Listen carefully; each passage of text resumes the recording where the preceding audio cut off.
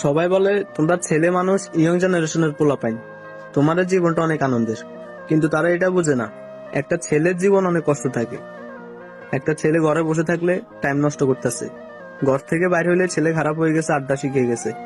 একটা সমাবেশে একটা ছেলে উচিত কথা বললে সবাই বলবে ছেলেটা একটু বেশি কথা বলে। আর কোনো সমাবেশে বা কোনো কথাবার্তা চলে যখন ছেলেটা কোনো কথা বলে না, চুপচাপ শুনতে থাকে, তখন সবাই বলে ছেলেটা সরল, বোকা শোকা, কোনো কিছু বুঝে না। তারপর দেশে কোনো কিছু করতে না পারলে সবাই বলবে বিদেশ চলে যা, বিদেশ অনেক টাকা ইনকাম করা যায়।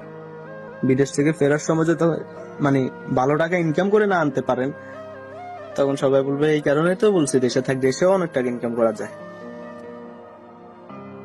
আর নিজের যদি টাকা ইনকাম করে নিজের শখ আহ্লাদ গুলো পূরণ করি, তখন সবাই বলবে বাহ সুন্দর, টাকার গরম দেখাইতেছে, টাকার অহংকার দেখাইতেছে।